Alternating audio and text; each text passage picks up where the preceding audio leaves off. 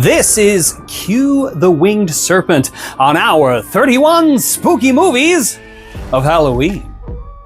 Alright, spooky friends, let's open the crypt on a movie that doesn't just flap its leathery wings, it soars. I'm talking about Cue the Winged Serpent from 1982, directed by Larry Cohen. Now, at first glance, this might sound like a throwaway monster flick.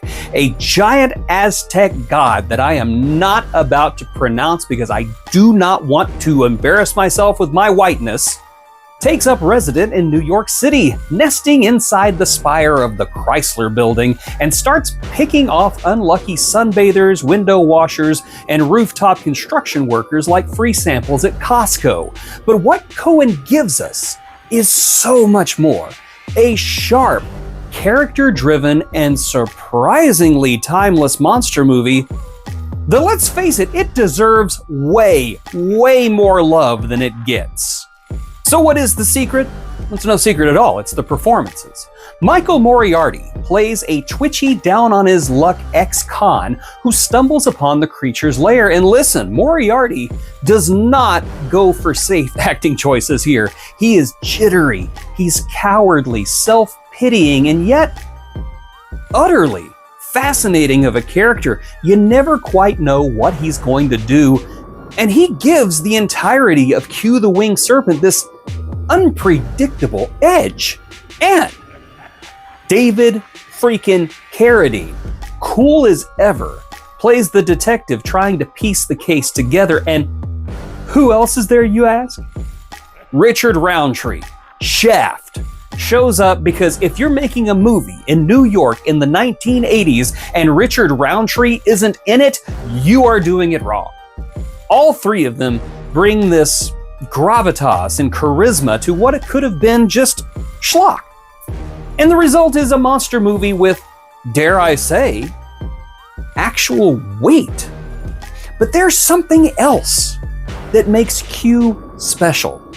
So many creature features drag their feet with the nobody believes it trope. Oh, there's 18 dead bodies. Well, obviously there's no monster in this town. You know the drill.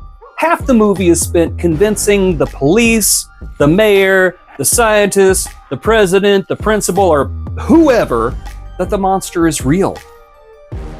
Not here. Once there's enough evidence, bodies dropping, eyewitnesses describing a giant flying thing, and then the monster, of course, appearing in broad daylight, the NYPD acts procedurally. They accept the evidence, they mobilize, they go after the creature, and let me tell you, for a movie made in 1982, this is shockingly refreshing. It makes the movie feel smarter than almost all of its peers. Oh, I suppose you're wondering what this movie's about, really? Okay, fine. So the movie opens with this series of grisly rooftop attacks. We don't see much of the monster at first, for suspense and because they couldn't afford it. Just screams, blood raining down on the sidewalk, and baffled police trying to figure out what's happening. You know, a Tuesday in New York. Enter Carradine's detective, who's trying to connect the dots, while Moriarty's character, through sheer dumb, stupid luck, stumbles onto the nest high up in the Chrysler Building. Incidentally, they actually filmed most of this in the top spire of the Chrysler Building, and it's amazing. He sees the monster's massive egg, giggity, and realizes he's found something world-changing, but instead of, calling the cops, he decides to turn it into leverage. He'll only tell the authorities about the lair if they give him three things: money, immunity, and fame. Meanwhile, attacks continue, tensions build, and the police start to realize this isn't just a random killer or a gang. Something huge is swooping out of the sky. By the time the final confrontation rolls around, we get an epic and somewhat cheesy showdown at the top of the Chrysler Building. And honestly, it's one of the most unique monster battle locations in all of movie history. My goodness, folks. 1980s and timeless. How did they do it?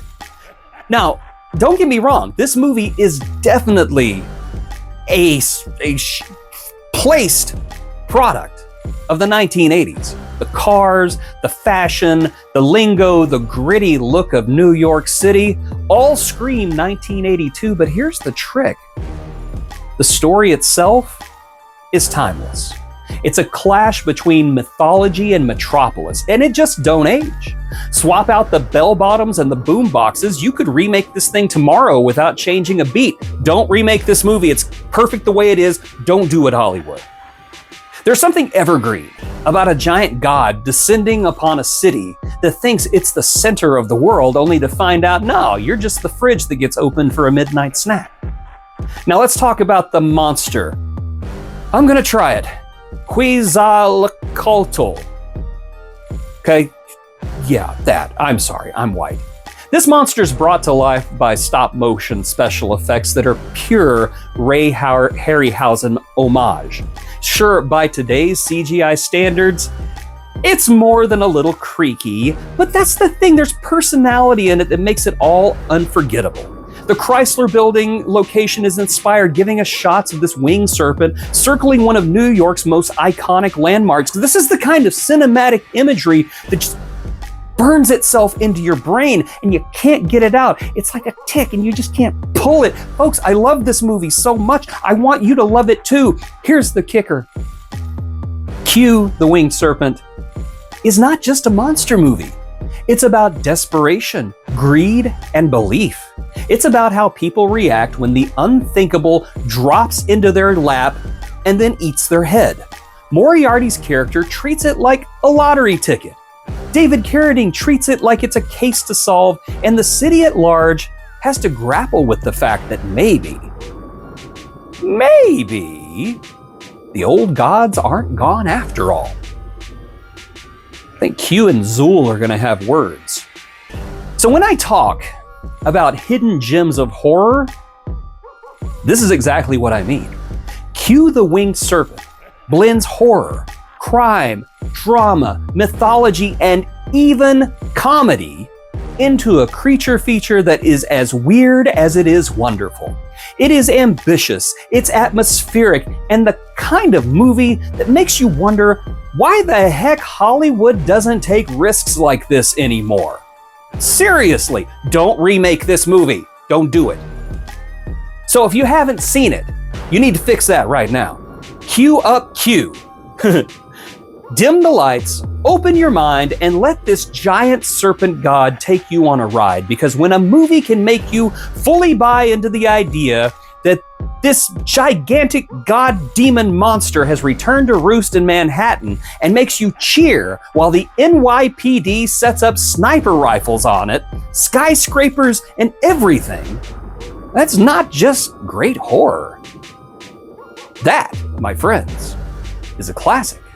And that's why you should add Q the Winged Serpent to your list of 31 spooky movies of Halloween. Oh my goodness, I forgot how much I love this movie. You know, we covered this on the VHS Vault almost like a year ago, and still holds up. I still love it, and you're gonna love it too. Folks, check the video description below for our Patreon link. I want money. You need to give me money right now. Also, become a YouTube channel member, like, share, and subscribe, and I will see you next time, right here.